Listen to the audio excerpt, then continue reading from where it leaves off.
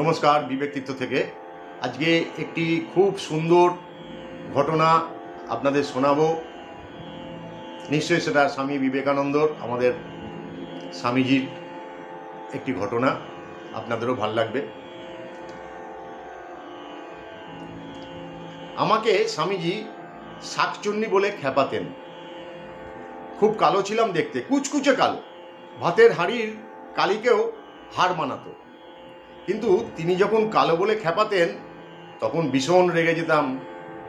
তিনি এসেছেন শুনলে লুকিয়ে পড়তাম, কিন্তু ঠিক খুঁজে বার করতেন আর নিজেই হাসতেন, আবার ভালোবাসতেন খুব। আমাকে কাছে ডেকে হাত ভর্তি করে জামরুল, পিয়ারা, কালোজাম সব দিতেন। কি তার ভালোবাসা!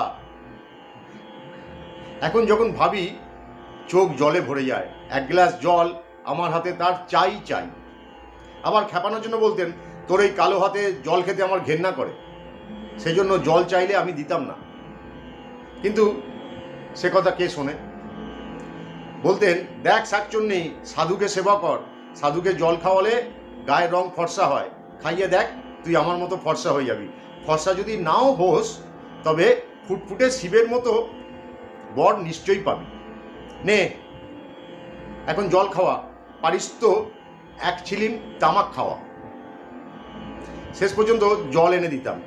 বিয়ের পরে যখন আমার স্বামী বলছেন, নরেন এসেছে, সুপারি কেটে দাও, আমি বলেছিলাম আমি পারবো না। ও আমায় কালো মেয়ে বলে।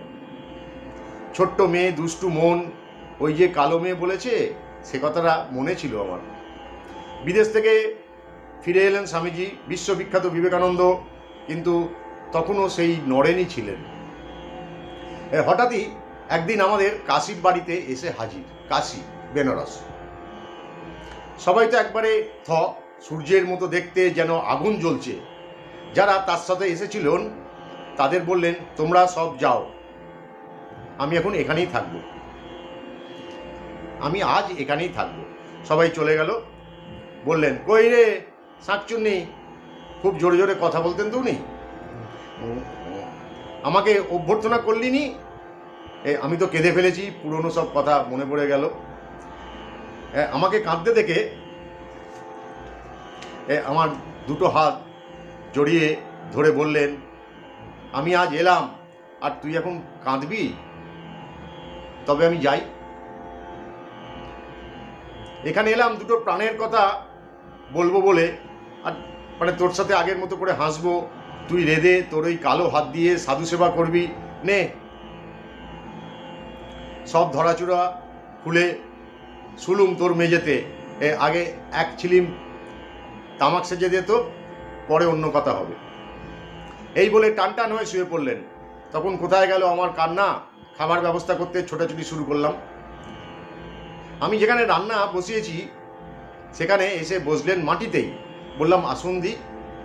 বললেন, না রাখ তোর আদিক্ষেতা। হ্যাঁ রে শাকচুন্নি, শেষ পর্যন্ত তোর হাতের চচ্চড়ি খেতে এলাম রে। এত থাকতে তোর চচ্চড়ি বড়ি দিয়ে মনে পড়ে গেল, ওইটা রাঁধবি, বুঝলি? কে বলবে যে আমেরিকা কাঁপিয়ে দিয়ে এসেছে। আমি যতই বলি, ওপরে গিয়ে বসো না। বলেন, সে কি রে, আমি কি তোর শ্বশুর ঘরের লোক নাকি যে অমন করছিস? একটা গান করি, শোন, বাদ্যযন্ত্র কিছু আছে? আমি বললাম, ওসব কি আর এখানে নিয়ে এসেছি নাকি? তবে থালাটা দে। থালা বাজিয়েই একটা গান ধরলেন। সে কি মধু, গান ভরে আছে এখনো। গান ধরলেন, শ্যামা মা কি আমার কালো রে, কালো রূপে দিগম্বরী হৃদপদ্ম করে আলোরে।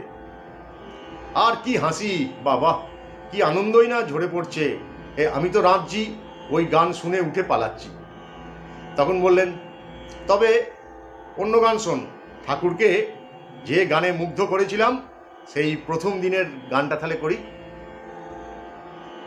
মনো চলো নিজ নিকেতনে, সংসার ও বিদেশে, বিদেশির বেশে ভ্রম কেন অকারণে। একটার পর একটা গান স্বামীজি গেয়ে চললেন।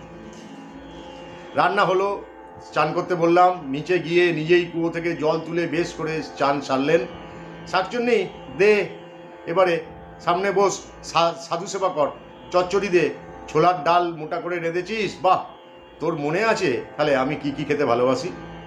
তার মুখে দক্ষিণেশ্বরের কাহিনী, ঠাকুর কেমন করে গাইতেন, নাচতেন, আবার রেগে গিয়ে বকতেন, তারপরেই হাত ভর্তি প্রসাদ দিতেন, এইসব। তারপর মেঝেতে শুয়ে ঘুম।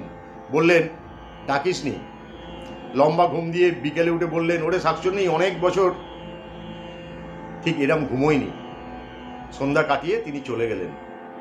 আমি দু চোখে ওর পথ চেয়ে রইলাম। বললেন, একদম মন খারাপ করবি নি, তোর কিসের দুঃখ, তোর ভাবনা তো তিনি, তার ভাবনা তুই।